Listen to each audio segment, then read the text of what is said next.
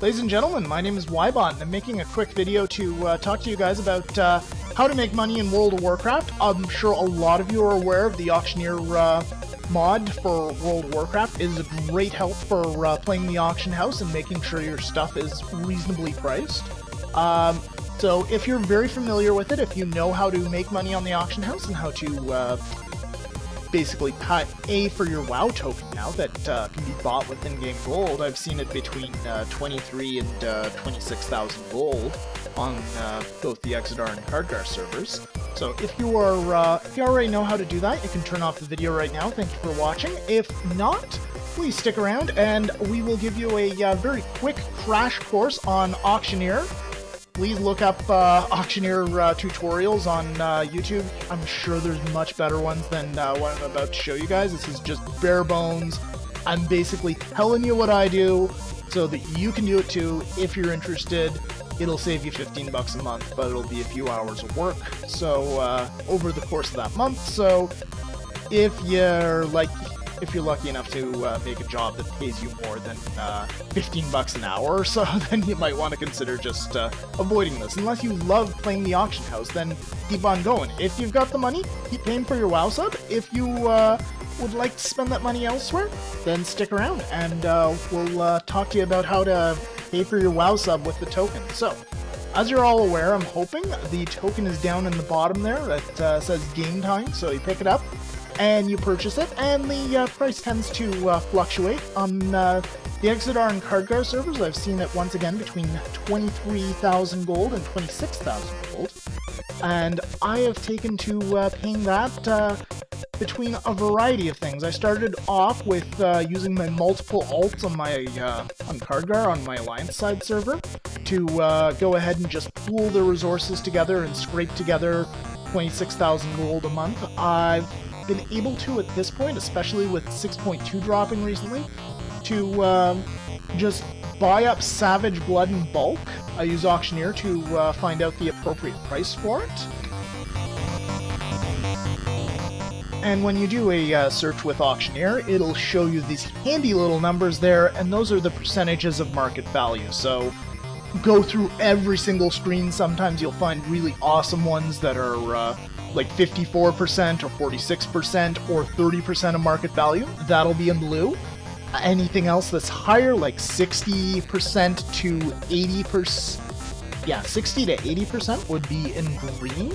And anything above that would be in yellow. Yellow is the typical market value price, so between 80 to probably, yeah, 80 to 100, I think, actually, is what it would be. Anything over 100 to, say, 120, 130 would be a light red, kind of a pinkish color.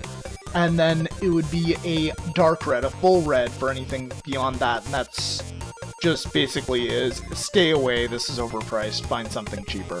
So you always want to be trying to go for the blue stuff, because then that's the best value. And you can go ahead and you can try to list that at market price. You can just put it right back on the auction house if you like. Or you can buy it up and get Savage Blood or the Primal's...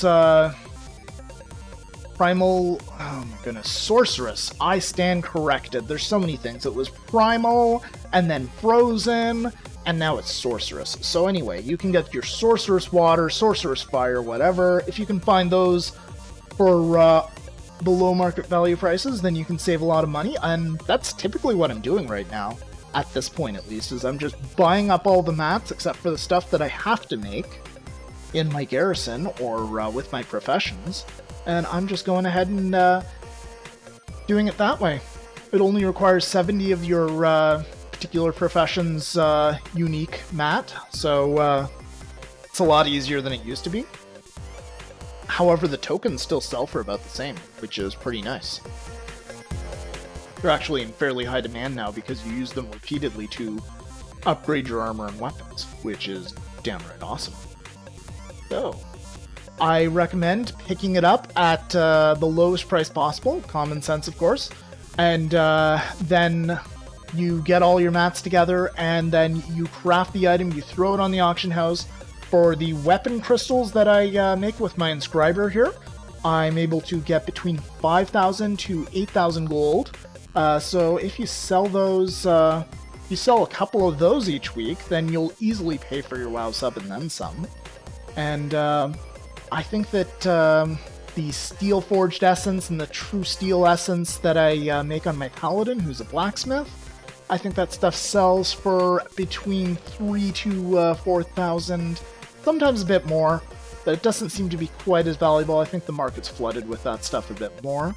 But anyway, you can do it with any particular class.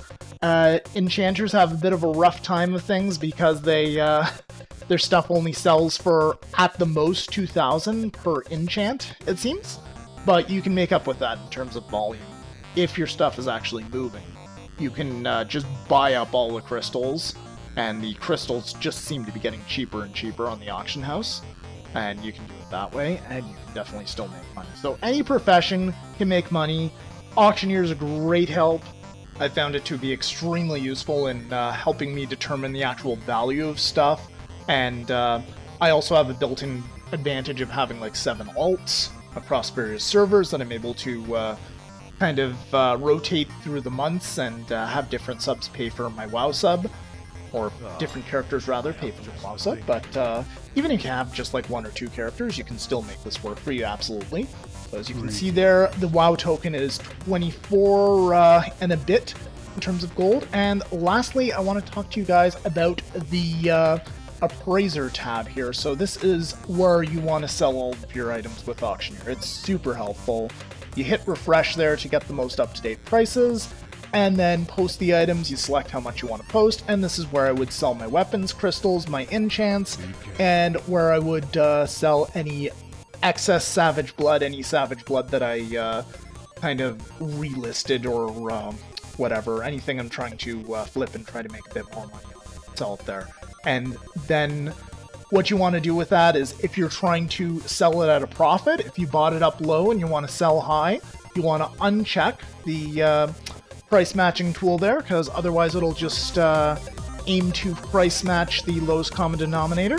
However, for your item enchants, your weapon and armor upgrades, you want to make sure that you do have the price matcher selected, because otherwise your stuff may not sell. It may just go for market value shifts all the time with those things, because they're relatively few and far between, relatively speaking, compared to stuff like herbs, ore, and dust, where there's a lot of them, so it actually stays fairly consistent.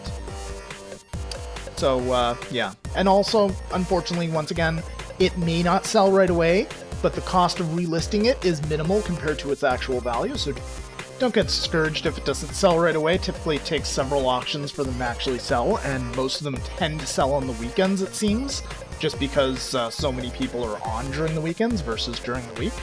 So, yeah, don't get discouraged. Keep on trying, and eventually you will start to accumulate more and more gold, and you can maybe play the auction house a little bit more there.